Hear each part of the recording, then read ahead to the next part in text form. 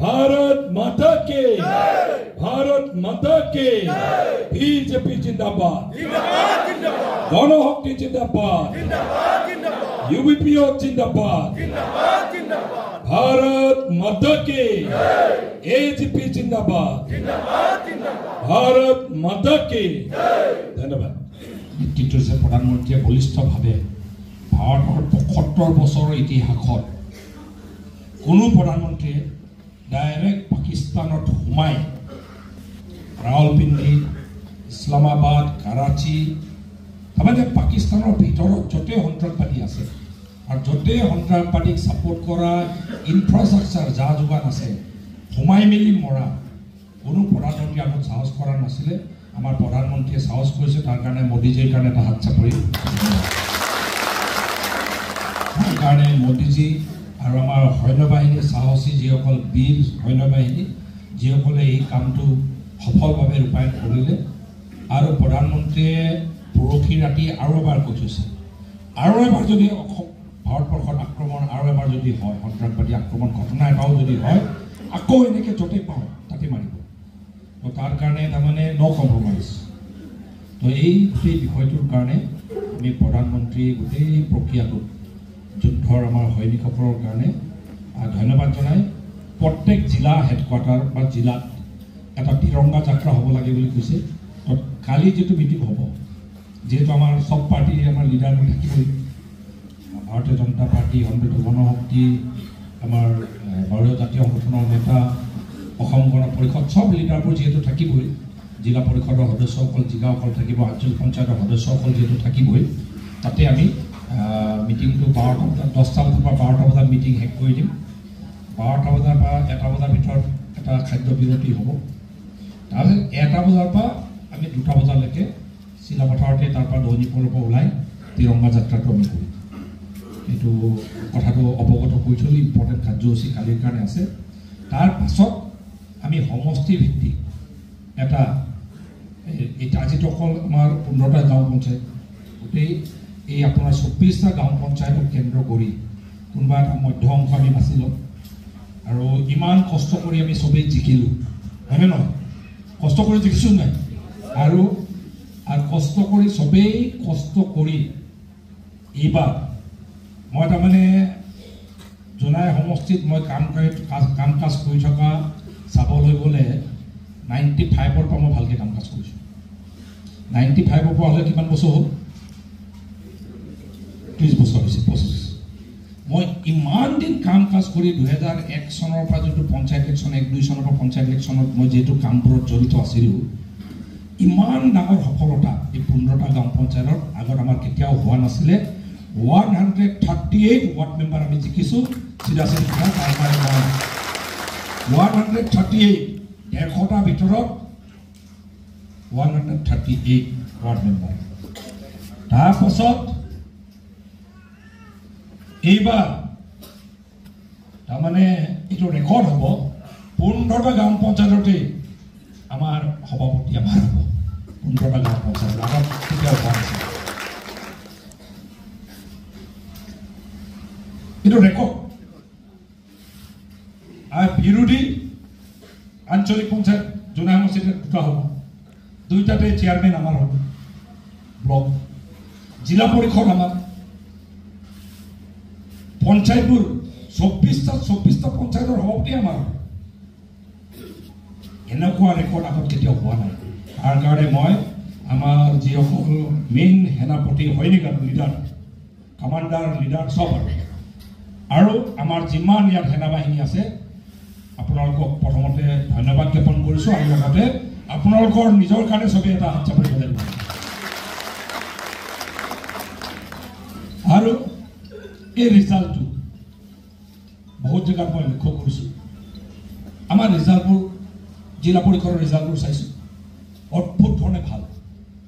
বহুত জেগাত জিলা পৰিষদ জিকিছে কিন্তু বহুত জেগাত টানাটানিকৈ জিকিছে কিন্তু আমাৰ ইয়াত জিলা পৰিষদ 10,000 ওপৰত প্ৰত্যেকটো জিলা পৰিষদ 10,000 ওপৰ ভোটত জিকিছে তাৰ কাৰণে আকৌ এটা চিলাপথাৰটোতো ৰেকৰ্ড কৰি দিলে অসমৰ ভিতৰত ৰেকৰ্ড 26,000 ভোটৰ ডিফাৰেঞ্চত চিলাপথাৰো জিকিছে কোনোবাই কৈ থাকে নহয় নহয় চিলাপথাৰ পাৰ কোনোবাই কৈ থাকে চিচিব গাঁও সমষ্টিটো আমাৰ দিগদাৰ হ'ব নেকি বিজেপি বুলি 26,000 মাৰ্জিনে আছে ক'ত দিগদাৰ হ'ব বাৰু আহিফালে জিলা পৰিষদ চাৰিটাই আমি জিকিছোঁ তো এইকাৰণে অলপ যদি কাৰোবাৰ সন্দেহ যদি আছিলে এই গোটেই যিটো বাহিনীটো এই বাহিনীটো পাৰিব নোৱাৰিব বুলি যদি ক'ৰবাত যদি সন্দেহ আছিলে আজি মই আপোনালোকক কনফাৰ্ম কৰি দিওঁ ইয়াত পৃথিৱী উলট পালট হৈ যাব কিন্তু বিজেপি গণশক্তি UPPO আৰু AGPৰ এই এলায়েন্সক ইয়াত কোনো ৰাজনৈতিক শক্তি আমাক গিৰাব নোৱাৰিছিল আৰু গিৰাব নোৱাৰাৰ কাৰণ এটা আছে এইটো আমি এটা বস্তু মনত ৰখাটো ভাল ব্যক্তি হিচাপে আমি জিকা নাই আমাৰ কৰ্মই আমাক জিকাইছে যোৱা কিছু বছৰ যিখিনি ৰাইজৰ কাম আমি কৰি আছো আৰু সেই ৰাইজৰ কামবোৰত যিখিনি আমি হয় নেকি মোৰ পৰা আৰম্ভ কৰি মই নিজকে লিডাৰ বুলি ভাবা নাই মই সৈনিক বুলি ভাবি আছো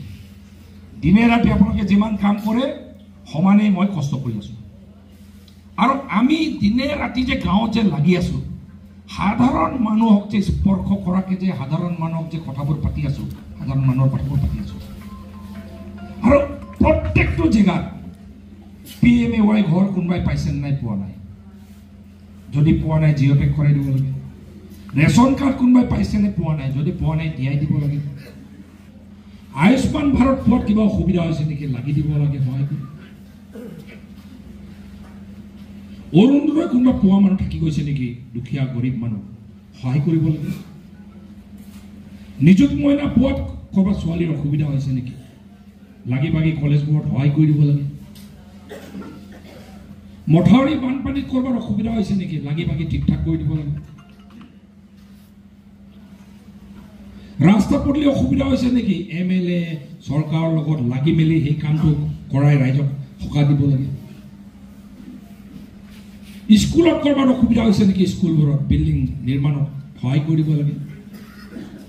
কলেজবোৰ উন্নতিকৰণত কিবা সহায় কৰিব লাগে সহায় কৰি দিব লাগে মেডিকেল ক'ৰবাত কিবা ঝামেলা আছে নেকি সাব চেণ্টাৰৰ পৰা আৰম্ভ কৰি সহায় কৰিব লাগে প্ৰত্যেকটো বিষয় মাটিৰ কামৰ পৰা আৰম্ভ কৰি ম্যাদী পট্টাৰ কামৰ পৰা আৰম্ভ কৰি ফৰেষ্ট লেণ্ডত পট্টা দিয়াৰ ব্যৱস্থাৰ পৰা আৰম্ভ কৰি বৰ্ডাৰ ডিস্পিউট যদি আহিছে তাতো তাৰমানে এটা জেগা আমি বাদ পেলোৱা নাই প্ৰত্যেকটো জনগণৰ অসুবিধাৰ পৰা আৰম্ভ কৰি তাৰমানে সাধাৰণ এজন একদম দিব্যাংগ বিশেষভাৱে সক্ষম সেইজন ব্যক্তিকো আমি সহায় কৰাৰ কথা ভাবি আছো বিধৱা মহিলাগৰাকীকো অৰুণোদয় দিয়াৰ কথা ভাবি আছো একেবাৰে গাঁওখনৰ সবতকৈ দুখীয়া যাৰ ঘৰ ভাগু ভাগু হৈ আছে সেইজনকো PMAY ঘৰ দিয়াৰ কথা ভাবি আছো একেবাৰে ভিতৰৰ ৰাস্তা বেয়া ৰাস্তাটো বনাই দিয়াৰ কথা ভাবি আছো তাৰ লগে লগে 4 লেন বনোৱাৰ কথাও আমি ভাবি আছো 22 কোটি টকীয়াৰ হস্পিটেল বনোৱাৰ কথাও ভাবি আছো ডাঙৰ ডাঙৰ ৰাস্তা নিৰ্মাণ কৰাৰ কথাও ভাবি আছো 8 কোটি টকীয়া স্কুল বিল্ডিং বনোৱাৰ কথাও ভাবি আছো 22 কোটি টকীয়া একলব্য মডেল স্কুল বনোৱাৰ কথাও ভাবি আছো সকলো দিশত আমি যেহেতু মানুহৰ জীৱনত স্পৰ্শ কৰা বিষয়বোৰত আমি মাত মাতি আছো সেইকাৰণে আপোনালোকে লক্ষ্য কৰিব এই ৰিজাল্ট এই যোনটো কৰ্ম আমাৰ কৰ্মৰ এই ফলৰ কাৰণে এই ৰিজাল্টটো পাইছো কোনো ভাবিব নালাগে অহংকাৰ কৰিব নালাগে ভুৱন পেগু অহংকাৰ কৰিব নালাগে মই মোৰ জোৰত পাইছো এই কামবোৰক বাদ দি ভুৱন পেগুৱে ডাঙৰ ডাঙৰ কথা মাত পাতি লাভ নাই এই কামবোৰৰ পৰা যদি কাইলৈ ভুৱন পেগু আঁতৰি যায় সাধাৰণ মানুহক সহায় কৰা কামবোৰৰ পৰা যদি আঁতৰি যায়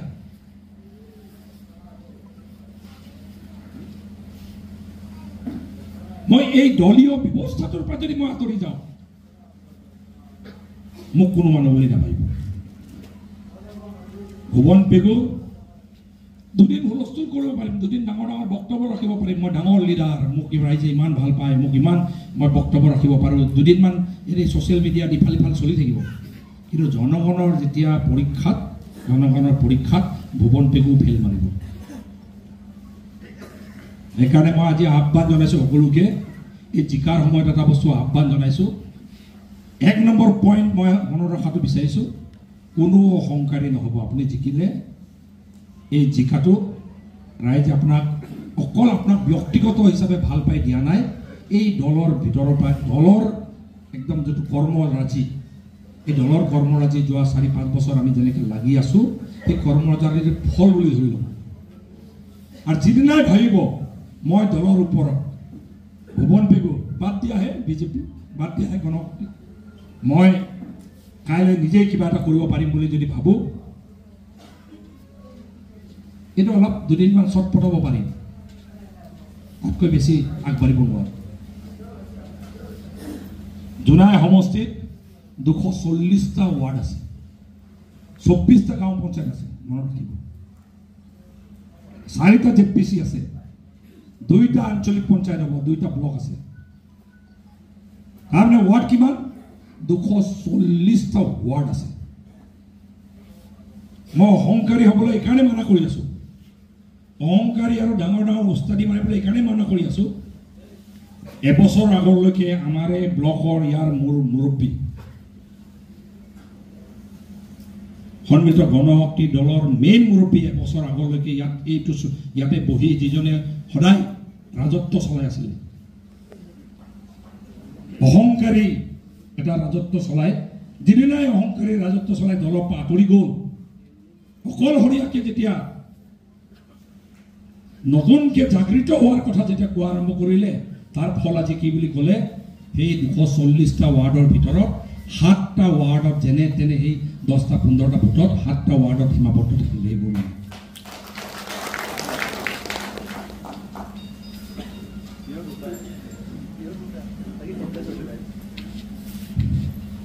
তাৰমানে পিয়ৰ দুটা 240টা ৱাৰ্ডত ইমান দপদপাই। মই সেইকাৰণে কৈছোঁ, কাকো মই চব লিডাৰক মোৰ ফালৰ পৰা আহ্বান জনাইছোঁ, লিডাৰ কৰ্মী বাহিনীক আহ্বান জনাইছোঁ, একদম অহংকাৰী নহ'ব। ৰাইজে চাই থাকে,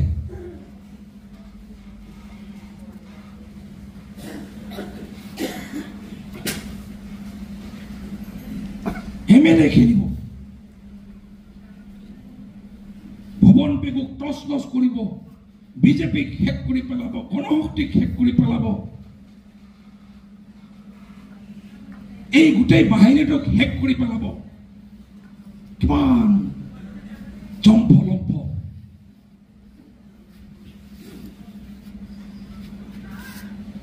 ইমান লম্ফ জম্প কৰাৰ পাছত মই হিচাপ চালোঁ, কেন্দ্ৰীয়তে দিব নোৱাৰিলে, সেই 15টা মানৰ কেন্দ্ৰীয় দিছিলে, আৰু পিয়ৰ সেই 2টাত জিকিছে। তো সেইকাৰণে মই বিচাৰোঁ যে এইবোৰৰ পৰা আমিও এটা শিক্ষা লোৱাটো ভাল। ভুৱন পেগু হিচাপে ময়ো শিক্ষা লোৱাটো ভাল। মোৰো অহংকাৰী যদি ক'ৰবাত হ'ব যাওঁ, কাইলৈ মোৰো এনেকৈ পতন ঘটিব। লাষ্টত মই এটা কথা কৈ দিওঁ, এই দলটোক বাদ দি ভুৱন পেগুৰ অস্তিত্ব নাই। গণশক্তি বিজেপিক বাদ দি আৰু এই একত্ৰিত শক্তিটোক বাদ দি ভুৱন পেগুৱে লম্ফজম্প কৰি বহুত ডাঙৰ লিডাৰ বুলি ক'লে, মই একত্ৰিতভাৱে মই যদি অকলে ক'ৰবাত কিবা এটা কৰিব বিচাৰোঁ, মোৰো অস্তিত্ব নাই। সেইকাৰণে মই এইটো কোৱাৰ কাৰণ এইটোৱেই, দলটোক যিসকল কৰ্মী বাহিনীয়ে জিকাইছে আপোনালোকক, সেই কৰ্মী বাহিনীটোক আৰু সেই লিডাৰসকলক যিসকলে গাঁৱত আপোনাক জিকাইছে, সেই লিডাৰসকলক ভুলতো ক'তো অপদস্থ নকৰিব। সদায় আপুনি ফাৰ্ষ্ট প্ৰিফাৰেঞ্চ কাৰোবাক যদি দিব লাগে গাঁওখনত, আপোনাৰ কাৰণে যিসকল কৰ্মী বাহিনীয়ে লাগি আপোনালোকক আজি ভোট দি জিকাইছে, সেই কৰ্মী বাহিনীটোক, তাৰমানে বিজেপি, গণশক্তি, UBPO, AGP যিখিনি কৰ্মী বাহিনী আছে, তাক সদায় একো নোৱাৰিলেও, চব লিডাৰ হ'লেতো চব কাম আমি কৰি দিব পাৰিম বুলি নহয়, কিন্তু মিঠা মাত এটা দি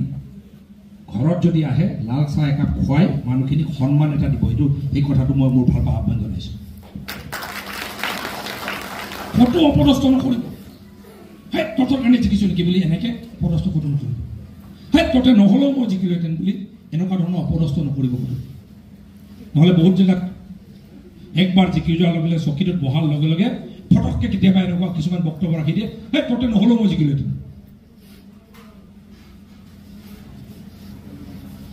তো এই ধৰণৰ বক্তব্য ভুলতো এই নিৰ্বাচিত আমাৰ প্ৰতিনিধিৰ মাজৰ পৰা ওলাব নালাগে। যি হ'ব মই এটা কথা কৈ থৈ দিওঁ, ইয়াত আঞ্চলিক পঞ্চায়ত চেয়াৰমেন যিহেতু আমাৰেই হ'ব, ভাইচ চেয়াৰমেন আমাৰেই হ'ব, সিফালেও চেয়াৰমেন ভাইচ চেয়াৰমেন আমাৰেই হ'ব, ধেমাজি জিলা পৰিষদ চেয়াৰমেন ভাইচ চেয়াৰমেন আমাৰেই হ'ব, 24টা জিপিত জোনা সমষ্টিৰ 24টা জিপিত 24টা প্ৰেচিডেণ্ট আমাৰে যিহেতু হ'ব, ভাইচ প্ৰেচিডেণ্ট আমাৰেই হ'ব।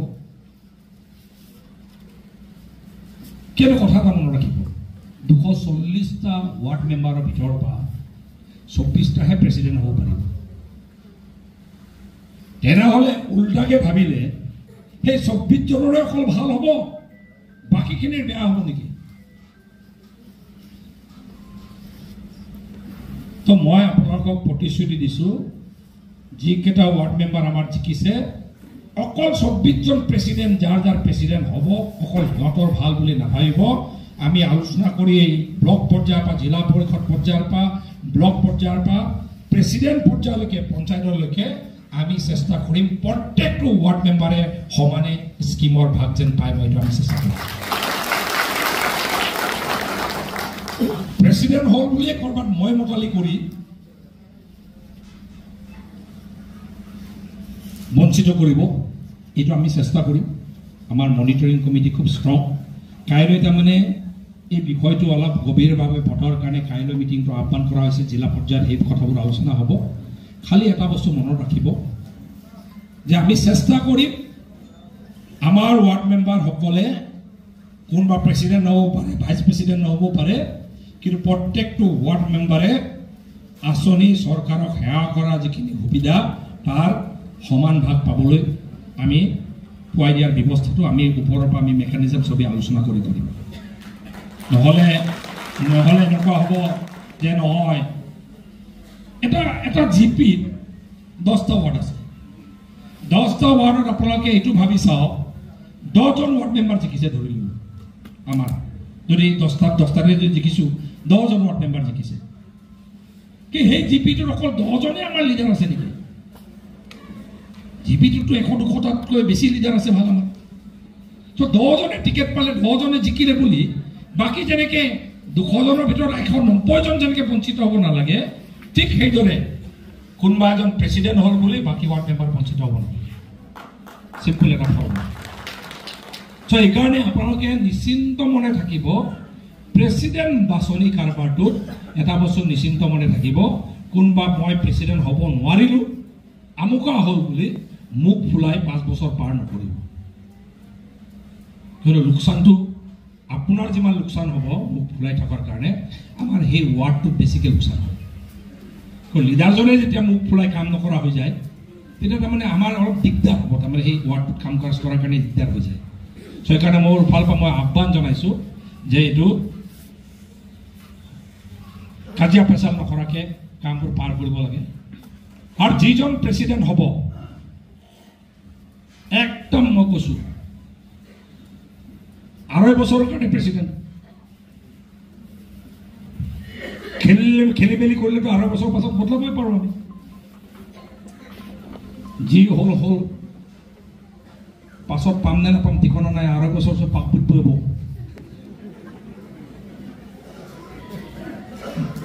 পাকুত পাবনটো বুজিলে, যি আছে আৰু আগৰবাৰ কি হ'ব নাজানো আৰু 2.5 বছৰ পাইছোঁ এতিয়াৰ যি মাৰিব লাগে মাৰি দিব। চকীটোত বহিছে বুলি মাৰিব নোৱাৰে, ভুলতো এইটো অংক নকৰে, কিয়নো বেলেগ চৰকাৰৰ দিনত পাৰিলেহেঁতেন, কিন্তু ডক্টৰ হিমন্ত বিশ্ব শৰ্মা ডাঙৰীয়াৰ চৰকাৰৰ দিনত ভিজিলেন্সটো বহুত ষ্ট্ৰং।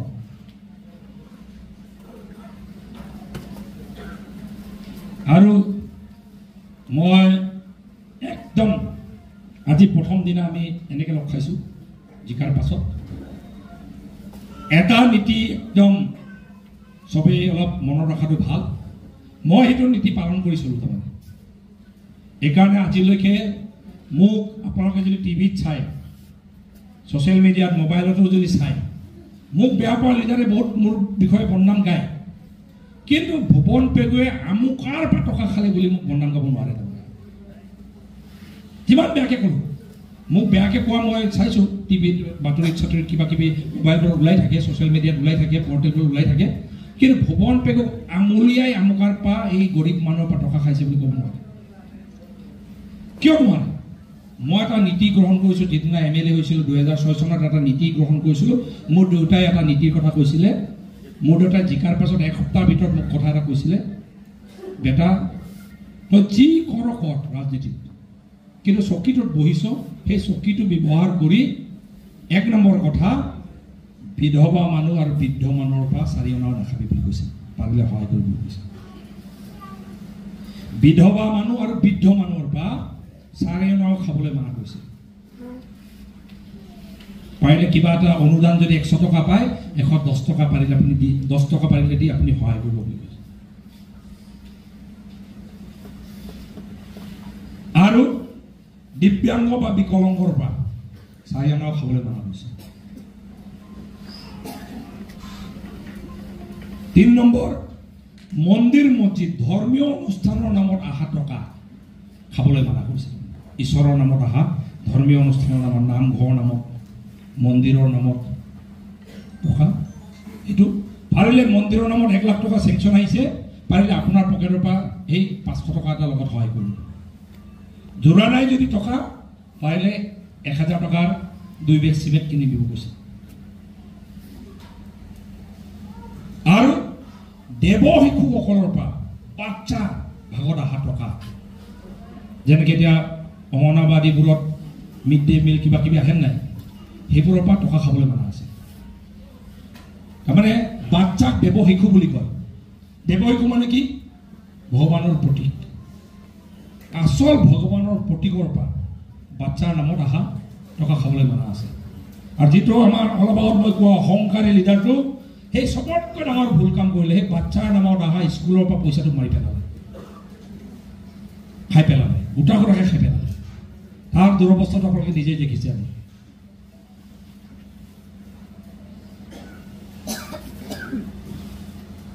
বহুতে নাজানে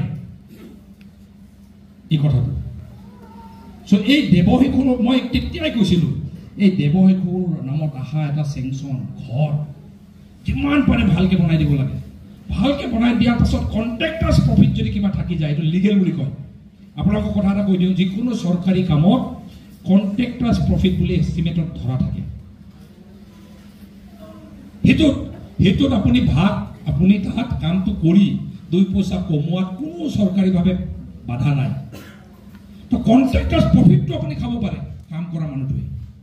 কিন্তু গোটেই গোটাকৈ আঁচনিটো খাই দিলে জেল নভৰাই ক'ত ভৰাব। আশা কৰিছোঁ অহা দিনবোৰত আমাৰ ফালৰ পৰা ওপৰৰ পৰ্যায়ৰ পৰা MP, চৰকাৰ, মুখ্যমন্ত্ৰী পৰ্যায়ৰ পৰা, MLA পৰ্যায়ৰ পৰা, জিলা পৰিষদ গঠন হোৱাৰ পাছত, আঞ্চলিক পঞ্চায়ত গঠন হোৱাৰ পাছত আপোনালোকক আমি কথা দিলোঁ, আজি সকলো ধৰণৰ প্ৰত্যেকটো ৱাৰ্ডত ডেভেলপমেণ্ট কাম কাজবোৰত ৰাইজৰ যি অসুবিধা আছে, প্ৰত্যেকটো অসুবিধা দূৰ কৰাৰ কাৰণে আমি প্ৰচেষ্টা চলাম। আপোনালোকক সন্মুখৰ পৰা আমি নেতৃত্ব দিম। ক'তো আপোনালোকে টেনশ্যন নাখাব, কিবা পাৰিম নোৱাৰিম বুলি টেনশ্যন নাখাব, সন্দেহ নকৰিব। সন্মুখৰ পৰা আমি চবেই নেতৃত্ব দিম। আপোনালোকক এইটো কথা কৈ থৈ দিম। আৰু আজি প্ৰথম কাৰ্যসূচী হিচাপে আপোনালোকক মই দায়িত্ব দিব বিচাৰিছোঁ, এইকেইদিন আপোনালোকে শপত গ্ৰহণ কৰাৰ পিছদিনাৰ পৰা, শপত গ্ৰহণ কৰি দায়িত্ব লোৱাৰ পিছদিনাৰ পৰাই আপোনালোকক মোৰ ফালৰ পৰা এটা আহ্বান জনাম যে গাঁওখন ঘূৰিব, যিটো ৱাৰ্ডত আপোনালোকক যি ভোট দিলে ঘৰে ঘৰে যাব, এটা বস্তু কনফাৰ্ম কৰিব, কোনোবা সঁচা অৰ্থত গৰীব মানুহ, ঘৰ নোপোৱা, চৰকাৰী ঘৰ নোপোৱা মানুহ জিঅ'টেক কিবা এটা কাৰণে থাকি গ'ল নেকি খবৰ ল'ব। তাৰমানে আমি বিচাৰিছোঁ এই এবছৰৰ ভিতৰত যিমান চৰকাৰী ঘৰ নোপোৱা মানুহ আছে, গৰীব মানুহ আছে, প্ৰত্যেকে যেন চৰকাৰী ঘৰটো যেন পায়, সেই কথাটো আমি কনফাৰ্ম কৰিব বিচাৰিছোঁ। কিন্তু জিঅ'টেক যদি নহয়, ঘৰটো নহ'ব। চ' প্ৰথম আপোনালোকৰ কাম কি হ'ব? জিঅ'টেক হৈছে নাই খবৰটো লোৱাটো। কিবা এটা কাৰণে গৰীব মানুহ হাজিৰা কৰি খায় বেচাৰা এই অৰুণাচলৰ মতাটো হাজিৰা কৰি আছে মাইকেটো ইয়াত ক'ৰবাত হোটেলত কাম কৰি আছে এই যে জিঅ'টেক হোৱা দিনা নাজানে জিঅ'টেক কৰিব লাগে নাই কিবা এটা কাৰণে এই দুখৰ কাৰণে যদি থাকি যায় কাইলৈ তাই যদি এবছৰ পাছত ঘৰ নাপায় তেতিয়া আপোনালোকক যদি সুধো কিয় ঘৰ পোৱা নাই ছাৰ তাৰ ID নম্বৰ নাই বুলি মোক বুজাই লাভ নাই চ' আপোনালোকৰ কাম কি এইকেইদিন গাঁওখনত ঘূৰি ঘৰে ঘৰে গৈ চৰকাৰী ঘৰ পাইছে নে পাইছে হৈ গ'ল তেতিয়া আৰু এবাৰ তেখেতক দৰকাৰ নাই যদি পোৱা নাই জিঅ'টেক হ'ল নাই এইটো খবৰ ল'ব 2 নম্বৰ কথা ৰেচন কাৰ্ড কোনোবা এতিয়াও যদি থাকি গ'ল ৰেচন কাৰ্ড নোহোৱা মানুহ ঘৰে ঘৰে খবৰ ল'ব ৰেচন কাৰ্ড আছে নাই যদি নাই বনাই দিয়া দায়িত্ব ল'ব এটা বহুত আমি গমেই নাপাওঁ যোৱাবাৰ কি হৈছে আমি ভাবি আছো চবৰে ৰেচন কাৰ্ড আছে যোৱাবাৰ আমগুৰিত মাছ মাৰিব যাওঁতে গিৰিয়েক আৰু ঘৈণীয়েক দুটা মাছ মাৰিব যাওঁতে তাত এটা মানুহ ঢুকালে পাছত আমি যেতিয়া তাক চেংচন দিব বিচাৰিছোঁ ক্ষতিপূৰণটো তেখেতৰ আধাৰ নাই ৰেচন কাৰ্ড নাই ভোটাৰ লিষ্টত যি নাম বেলেগ নাম এইফালে অশুদ্ধ হৈ আছে চ' সেইকাৰণে আপোনালোকে নাভাবিব চবৰে ৰেচন কাৰ্ড আছে বহুতে বুজি নোপোৱাৰ কাৰণে নবনোৱাকৈ থাকে চ' আপোনালোকৰ কাম আপোনাৰ নিজৰ ৱাৰ্ডত ঘৰে ঘৰে যাব ৰেচন কাৰ্ড আছে নাই বুলি পাৰিলে লিষ্ট এটা দাগ মাৰি যাব আছে আছে আছে আছে আছে যদি নাই আপোনালোকে আমাক ৰিপৰ্ট দিব লাগিব ইয়াত ব্লক মণ্ডল লেভেলত ৰিপৰ্ট দিব লাগিব যে মোৰ ৱাৰ্ডত এই 10টা মানুহৰ ৰেচন কাৰ্ড এতিয়াও নাই ৰেচন কাৰ্ড যিসকলে বনালে সিহঁতে আয়ুষ্মান ভাৰত কাৰ্ড বনাই থৈছে নাই সেইটো খবৰ ল'ব লাগিব বেমাৰ আজাৰ হওঁতেহে মনত পেলায় মই মিটিঙত আমাৰ ইলেকশ্যন মিটিঙতো কৈছোঁ আজি 2 মাহৰ আগত ধেমাজি DC অফিচত হুলস্থুল লাগিছিলে মহিলা এটা আমাৰ জোনাইৰে মহিলা এটাই গৈ হুলস্থুল লগাই আছে মোৰ ৰেচন কাৰ্ড বনাই দিব লাগে ৰেচন কাৰ্ড বনাই দিব লাগে আৰু মই গুৱাহাটীত থাকোঁতে ফোন কৰিছে ৰেচন কাৰ্ড বনাই দিব লাগে মই কৈছোঁ আৰে ৰেচন কাৰ্ড গাঁৱে গাঁৱে বনাই আছিলোঁ আপুনি ক'ত আছিলে তেতিয়া আৰু নবনালোঁ আৰু ভুলতে এতিয়া কিয় লাগে যে অপাৰেশ্যন এটা হ'ব তাই কোনোবা ঘৰৰ মানুহ ৰেচন কাৰ্ডটো দেখালে 3 লাখ টকা ৰেহাই পাব আয়ুষ্মান ভাৰত তো এইকাৰণে আয়ুষ্মান ভাৰত কাৰ্ড বনাই থৈছে নাই এইটো খবৰ ল'ব 3 নম্বৰ খবৰ ল'ব অৰুণোদয় পাইছে নাই তো আপুনি লিষ্ট এটা বনাই থ'ব যে ইমানটাই মোৰ ৱাৰ্ডৰ ইমানটা ঘৰ আছে ইমানটা ঘৰত অৰুণোদয় আছে ইমানটা ঘৰত নাই আৰু ভৱিষ্যতে যদি আহে এই আৰু 10টা দিলে হৈ যাব সাপোজ কাইলৈ যদি মই সুধি দিওঁ বাইদেউ নমনা দাগোপুত মামা নমনা আপোনাক নাই অদম দুতম তাতে ঠিক আপোনাক সুধিব বিচাৰিছোঁ আপোনাৰ ৱাৰ্ডত অৰুণোদয় নোপোৱা কেইটা আছে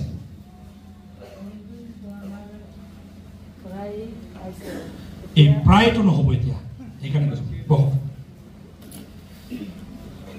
তাৰমানে এতিয়া মই যেনেকৈ আপোনালোকক সুধিম বাইদেউ ৱাৰ্ড অৰুণোদয় নোপোৱা মানুহ কেইটা আছে আছে বহু কিমানটা এতিয়া এমাহৰ ভিতৰত আপোনালোকে ঘৰে ঘৰে যাব লাগিব ৱাৰ্ড মেম্বাৰসকলে ৱাৰ্ড মেম্বাৰ আৰু দলীয় লিডাৰসকলে দলৰ লিডাৰকেইটাক লৈ যাব লগতে ঘৰে ঘৰে গৈ আপুনি দাগ মাৰিব এই আমুক তো মোৰ ৱাৰ্ডত ইমানটা পৰিয়াল আছে আৰু ইমানটা পৰিয়ালৰ ইমানটাই অৰুণোদয় পাই থৈছে আৰু এই 22 জনে পোৱা নাই আৰু 22 জনৰ ভিতৰত বেছিকৈ অসুবিধা এই 10 গৰাকীৰ হৈ আছে আৰু দুখীয়া এই 10 গৰাকী তো এই 10 গৰাকীক দি ল'ব পাৰিলে আমাৰ ৱাৰ্ডত ঝামেলাটো প্ৰায়ভাগ শেষ হ'ব এনেকুৱা ৰিপৰ্ট আপোনালোকে হাতে হাতে লৈ থাকিব লাগিব হ'ব না কৰিব লাগিব 4 নম্বৰ কাম আপোনালোকে কৰিব লাগিব মহিলা উদ্যমিতা 10,000 টকা লাখপতি বাইদেউ এইটো কাৰ নাম লিষ্টত আহিছে এইকেইদিন গৈ আপোনালোকে খবৰ ল'ব লাগিব ঘৰে ঘৰে গৈ বাইদেউ আপোনাৰ